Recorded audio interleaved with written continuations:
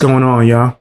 About to check out David Pakman, aka, or as I like to call him in his channel, David Wackman. I haven't covered him in a while. I'm about to start doing that more often. Cover all the locales from everywhere, all the internet drama. But this dude is obsessed with Trump and trying to prove that he's like a super woke lefty. So he talks about Trump like 20 times a day. I'm not exaggerating. Let's see what he has to say now. I think he's talking about Donald Trump's fans. And to be clear, I'm not really super into politics. I don't really have a side. I just give my opinions on the world. And this guy seems like his opinions are full of crap. All right, let's see what David Wackman, the person that's here just to grift and sell books, and that looks like he's crying 24/7. Let's see what he has to say. What on earth do we do with the Trump supporters once Donald Trump is gone? We have to figure it out. Now, at some point, whether it's sooner or later or kind of soon or, whenever, the Trump era is going to end.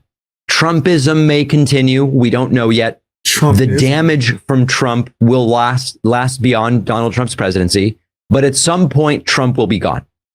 And when that happens, there is a question that it doesn't seem a lot of people are thrilled to be dealing with, but we're going to have to deal with it, which is what do we do with the tens of millions of people who voted for Donald Trump? Sometimes. The hell you mean do with them? I don't vote because I don't believe in the system in general. But if someone votes, they could vote for whoever they want. What do you mean do with them? What the hell does that mean? No, let's play the nasty song from out the gate. Do with them? What you mean? That sounds crazy as hell. Yeah. You nasty fam, you nasty. You nasty fam, you nasty. You nasty fam, you nasty. You nasty fam, yeah. You know your name. Yeah, this dude is a weirdo. All right, let's see what nastiness he's about to say. Not once, not twice, but 3 times. Now, I am not talking about the elected officials. What do we do with Lindsey Graham? Well, I'll get it figured out at some point. What do we do with the media figures? Mark Levin and whoever is still on Trump's side in the media. I don't even know. But that's going to get figured out. I don't have the answer. That's a different category.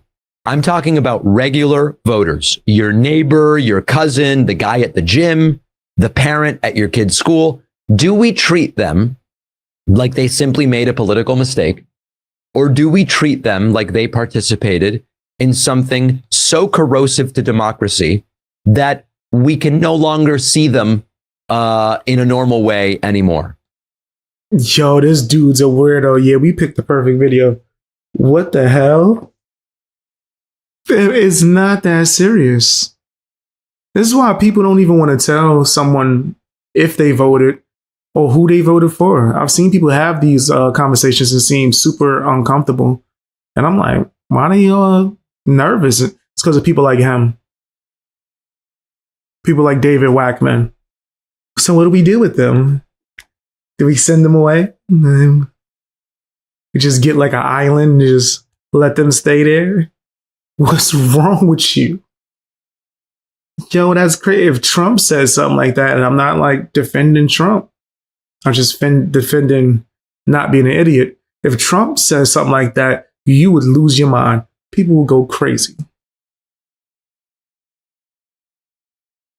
That's just this is wild. That sounds really nuts. I think we have to first acknowledge we're not going to be able to hand wave away the people who between 2015 and 2029, a 14-year period by the time it's all said and done, supported Trump the entire way.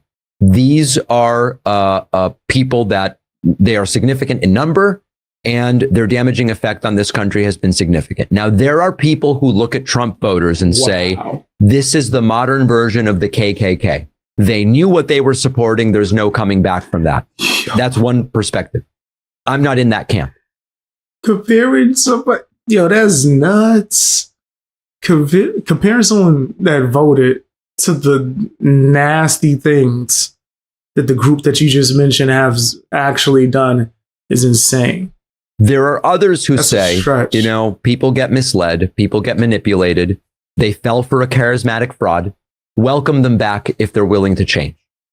The uncomfortable truth Back to is what? that there's going to have to be elements of both. And I'll explain what I mean. I don't think we can build a functioning society where 30% of the country is exiled from polite society. I just don't think it works. I don't think it's realistic. I don't think, arguably, it's not even desirable if our goal is stability and democracy. But on the other hand, we also can't pretend that nothing happened. We can't say once Trump is gone, you know, you supported authoritarian rhetoric. You supported a guy who crushed the media. You supported election denial. You supported attacks on institutions. Maybe you even supported the January 6th riots. But it's no big deal. Let's be friends. Let's move on. I think that's how you guarantee that it happens again. And this is where I believe the analogy to the manosphere Wow. and these influencer pipelines matters a lot. I've said before that people who got pulled into that world are always welcome to come out of it. You're all How did he connect this to Mansphere? And there's nothing wrong with the Mansphere. Something wrong with a lot of these nasty creators that try to use it in order to pretty much fill their pockets instead of going to the extremes. But that happens with everything. Your version of that. Sounds crazy with his book in the background. Yo, he know what he's doing. That's exactly what he's doing. always welcome out of the cult, but there are conditions. We have to acknowledge what happened and how. You have to say, I was wrong. I bought into something that wasn't real. I contributed to something harmful. We don't need a public shaming ritual. They don't need to get flogged in town square. But there has to be an acknowledgement, because without the acknowledgement, there's not going to be change. There's going to be silence. And then the same pattern will repeat itself again, and it might be smoother next time. They might be smarter next time. There is going to be another figure at some point, like a Trump.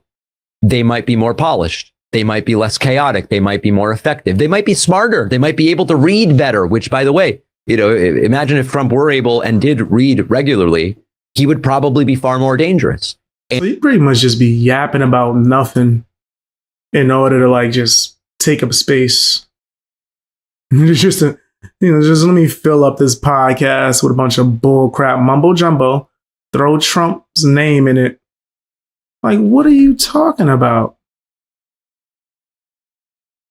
This dude is insane. So what are we going to do with the people that voted the opposite of what I wanted them to vote? Nothing, nigga. Not go on with your day. That's what you And should do. if we don't honestly deal with what just happened, people are going to fall for it again. I like to analogize to smoking. We all understand something very basic about smoking. If you've been smoking 10 years, 20 years, 30 years, and you quit today, that's still a good thing. It's always better to stop. You can stop the damage, and maybe there's an opportunity for repair. The point is, it's never too late to make a change. Even if you participated in what from 2015 to 2029 will be 14 years of damaging this country, that damage has been done regardless. It's still better for you to stop. We don't pretend the smoking never happened. We don't say you quit so there were no consequences to smoking 10, 20, or 30 years. No risks, no harm. But both can be true at the same time. And I think that that's how this works. It's never too late to stop being. You sound like a nutcase. This is great. The first video I've watched him in a long time. First video that I'll say, hey, let me check it out. See what's going on. He's losing his damn mind. That shows me that a lot of these woke people will never change.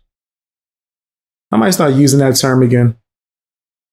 Bring it part back. of something destructive. It's never too late to try to become a force for good. Pro-democracy. Reject Force corruption. Reject authoritarianism. Nigga, you not no superhero?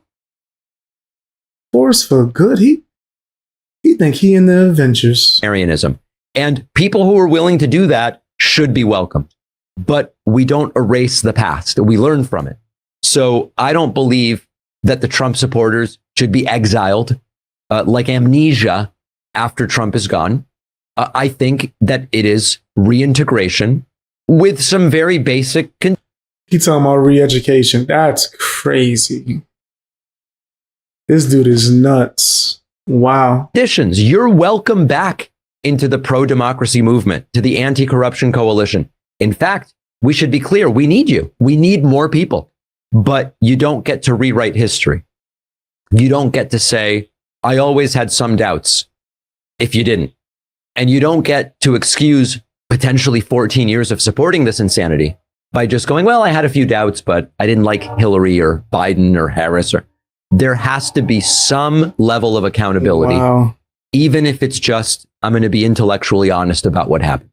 Otherwise, we are fixing nothing. We are just waiting for the next version of the exact same problem. And I think that's the real risk here. It's not Trump comes back. It's the next Trump is smarter, more charismatic, more articulate. He sound like Hassan too, right? Yeah, let me start calling out more of these people that's just like Hassan. I'm going to get back into that because this is crazy. Wow. And if people don't remember what happened, we end up in even bigger trouble. Thanks for watching. Check out this other video. And if you like our content, make sure to subscribe so YouTube puts our... No. I don't like you. What are you talking about? Yeah, this dude, David Wackman, as we call him, but David Pakman is a clown. You just be saying stuff, bro. Spurging out, losing his mind, crying. Tell me what you guys think down in the comment section. Hit the hype button. Also, make sure you subscribed. I don't know what the hell that's about.